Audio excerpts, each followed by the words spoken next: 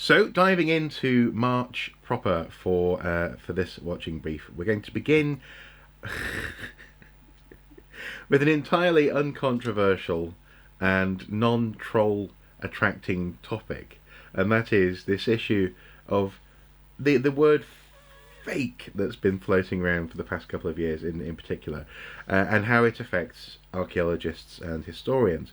Fake news, fake history, the narratives that we weave for ourselves and that people want to have woven for them are powerful things. And I've certainly noticed in recent years a growth in the bombacity of those people who make claims about the past, which are often actually quite ugly. Now I'm just going to open this topic by giving you a case study, if I can. Sure. So I am a Norse scholar. I very much have an appreciation for the Vikings and Northern Europe in around about 1,000 years ago, and because of that, Facebook sometimes recommends certain Facebook posts. It'll sort of say, "You might be interested in this. Here, take a look." And one of those Facebook posts that I was pointed to earlier this month, well, I say last month, at the beginning of March, was one all about a lovely model boat, a little model ship. And it was from a group called Valhalla Vikings, Sons of Odin. And it was a Drakkar Viking ship wooden model. Now, I noticed in the comments initially some people saying, "Does this thing float? Because I'm looking to do my own Viking funeral." Seriously, they weren't joking. And I was like, I think it's a bit small, but okay. But beyond the banter, I guess, there was also very, very quickly a whole host of very ugly comments. For example, a chap called Gilberto said, "Pity, now Sweden is commanded by foreigners and is a very manipulated all-woman government." And then Daryl Evans, apparently from the UK, says, "So have we. They're not foreigners, but they're women, and the Queen that owns Britain," I'm not sure what he means by that, "and a woman that runs Britain, that's Prime Ministers." Amazing English there, amazing command of grammar. And then someone else says, Christian from Sweden says, "Still pissed about our raidings in England 1,000 years ago, are you?" I'm not sure I'm not sure where he's getting that from. "Oh, by the way, there are still some Northmen left," smiley face, Swedish flag, muscly arm emoji. Discounting the fact that Sweden never raided in Britain, I'm going to ignore that. I truly resent the fact that I can't look at a picture of a model boat without being exposed to people who just are, at best, a little bit ignorant, and at worst, sometimes they're actually genuinely from the alt-right. And this seems to be a problem that's increasingly common across the board. I mean, in the post that I shared about this on the Facebook page, I also linked to several articles by medievalists and historians who are equally fed up with their specialism being hijacked by people who are proponents of fake history. The idea that, in this case, for example, that the Vikings and their legacy should be in Sweden, a male-run society where women and immigrants simply aren't allowed to have a voice. I really resent that. This use of fake history, well, I don't know. Should it be combated? Should we ignore it? What is the next proper step, do you think, from a historian or archaeologist's perspective? Well, I think the first thing we have to recognise is that one of the reasons this story is so current is social media. Wonderful though social media is, and it's almost unimaginable now to think of doing the kind of work that you and I and all our colleagues do without being able to instantly contact somebody across the world if they happen to have a particular expertise and we want to bounce an idea off them. And we can do it, to all intents and purposes, free and in real time. But that also means that the conversations that used to take place, in the pub around closing time also take place in real time and virtually for free, and and anybody can eavesdrop or gate crash on those conversations, and that's what we're talking about here. Further than that, though, I mean, you're always alluding to a certain website that I edit, the pipeline.info. Where history is tomorrow's news, and other heritage websites are available. And one of the reasons that the pipeline was set up was to actually have a conversation about this very issue. My own view, and editing the pipeline, that the site expresses that, is that actually when we're confronted with the misuse of history, with fake history, effectively lies about history, the misuse of historical data, then we actually have a duty to confront it and call it out. Well, the thing is, I remember about 10 years ago when I first came across these sorts of conversations, and these conversations were happening in books. So people were writing papers and submitting them to compilations, and they were talking for the most part about so-called fringe archaeology and so-called alternative archaeology. And it used to be that archaeologists were concerned about their methodology being misrepresented by certain people. And funnily enough, actually, that has also come up. Graham Hancock. That has also come up in my inbox this month. Actually, there was a very lovely comment from someone on one of the YouTube ArchaeoSoup YouTube videos, where they wanted essentially my opinion, because they respect my opinion supposedly, about so-called alternative archaeology. And I wrote essentially a mini essay, which I'll also link to that below. But this response was a very honest and earnest response, where I compared, for example, the Graham Hancocks of this world, and beyond him in a more dangerous way, things like the alt-right, to jungle explorers who have turned up at a golf course. And the point is, I don't like golf, by the way, but if an archaeologist waste nice countryside, as far as I'm concerned, so you and me both. We're going to get flamed for that as well. Yeah, it's a good walk spoiled. But if archaeologists are progressing through history, or through, even if you want to think about it as an archaeological site, using the rules of golf, the whole point is progress. Even if you get stuck in the weeds, you want to make your way through those weeds to the truth, or to the answer beyond, or to get out onto the fairway. Exactly. Well, either onto the fairway, or frankly, you struggle on. The point is, you don't stop and then start hacking away at the weeds, unless the ball's really stuck. But the point is, you're trying to progress. Yeah. Whereas a jungle explorer has turned up at the golf course, tells you immediately, well, the golf is a silly game. What's the point of golf? Walks off into the undergrowth and just starts whacking away. There's no interest in progress. They're not trying to get to the hole at the end of the course. They simply perpetually want to be in the weeds, and they're looking for that constant reaffirmation of a preconceived idea, whether that's an identity idea or whether it's an idea to do with, for example, ancient aliens.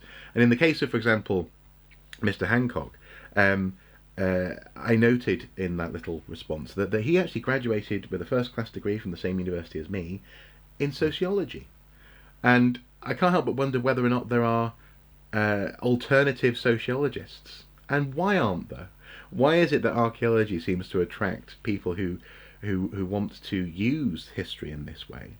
And why is it that the public seems to countenance that? You wouldn't accept fringe theories when it comes to an engineer, but this seems to be a problem that archaeology has to deal with. And I suppose that's just coming back to my initial question: how should we tackle this issue? When and I mean, for example, in the medievalists .net article that I came across, it sort of says, the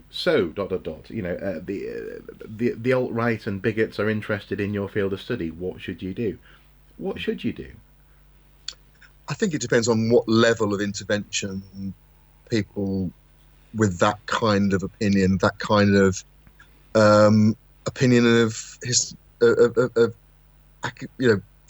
being pretentious about it, academic methodology have, how they're using and abusing. And I think we should recognise too, it's not just about our own particular disciplines. No. We're seeing it in medicine with the Yeah. whole vax movement, moving against the use of vaccines and seeing it as some great conspiracy to genetically modify the population or ethnically cleanse the population of X type of person. Let's take another example. What should we do? Just this week in the UK, there's been an almighty row involving the leadership of the British Labour Party because a Labour Party council election candidate, someone standing to to join a local authority in Peterborough in Cambridgeshire, a man called Alan Bull, posted a link on his Facebook feed to a website, an American website called Renegade Tribune, which included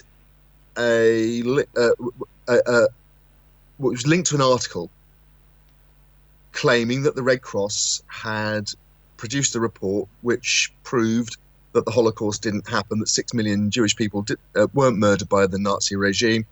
And to make the point, the image above the article was a photoshopped image of the gate at the Auschwitz extermination camp, but with the Arbeit macht frei sign replaced by the words Mu Holocaust, which is an alt-right phrase that's used to imply that people make money out of the Holocaust and use it to deflect criticism from the State of Israel. Mr. Bull was called out for this, but a member of the Labour National Executive called Christine Shawcroft argued that he should be reinstated after he was suspended by the party because it wasn't clear that the post was anti-Semitic. Now, well, and this actually is important in so much as actually, I think that gets to the nub of this. It's about ignorance. Exactly. Let's give him the benefit of the doubt. Let's give him the benefit of the doubt. And I'm not interested, frankly, whether he's anti-Semitic or not. I'm really not. No. What I'm concerned about is the ignorance. So if he posted that innocently, at best he is woefully unable and has been failed in some way in his ability to understand what that's saying, what it means, and its historical validity, and its relationship to other evidence, and also consensus in that sense. And this reminds me in some ways, in terms of this issue of tackling across the board, so in the broader sciences, for example, of Neil deGrasse Tyson's stance on this sort of stuff. So when in an interview I saw someone say, well, what do you say when people say that the Earth is flat?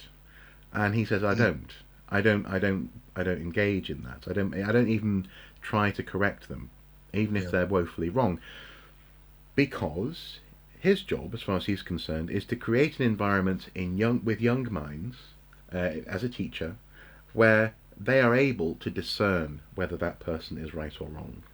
And maybe that's possibly is part of the answer here, is that I'm not remotely against people exploring ideas. I'm not remotely against people asking the question. And I think in a free world, you should be able to ask the question: did the Holocaust happen?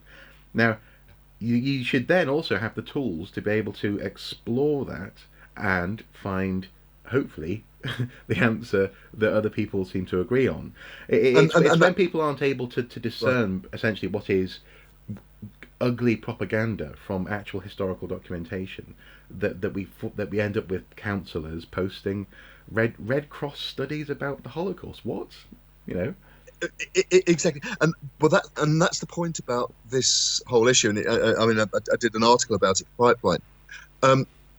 A couple of minutes with a certain major search engine, and you can discover that this particular website is an alt-right conspiracy website from the States. And on the day I looked at it and screenshotted it, it was offering a discount to a company called Third Reich Books that were offering reprints of Nazi Party propaganda. Now, I mean, I think the clue might be there as to what kind of site this was, and the point was that that information was there virtually at the click of a mouse on the net. Christine Shawcroft and the leadership of the Labour Party didn't bother to look before they pontificated about this issue, and caused a whole heap of grief to the Labour Party and the Labour Party leadership. She's now been forced to resign from the National Executive Committee, and the Labour Party is deeply embroiled in an issue that it can't deal with a certain strand of anti-Semitism that is alleged to exist on the left of, and particularly on the far left of British politics. Well, indeed, yeah. It's a mess. And it was completely avoidable because because you just need those skills. Because Third Reich Books, the CUP, it isn't. It is not. Exactly. It's not comparable to Cambridge University Press or something like that. And in fact, curiously, among the things that are being offered by Third Reich Books are books about runes and the Nordic origins of European culture, going back to where you started. So. And it's the impact, and all of that is the reason that I think we have to deal directly with this stuff. Yeah, and ultimately all of that is the reason that I can't just buy a little model ship without being exposed to someone being an arsehole, basically. Yeah, and it's yeah, and so in that sense, I think you're right. You touch on this idea of having to identify it, as they say, name it, as it were, confront it. But also, I think there's also something to be said in continuing to, because there was no point, and there is no point in me commenting on that page. For example, I didn't go, oh, that's what are you doing here? There's no point. But I'm more than happy to talk about this in an open way and make people hopefully able to when they turn up looking at this lovely ship, equally aware of the issues surrounding this. Okay, well, I think we've ended up at a good place there. That's good.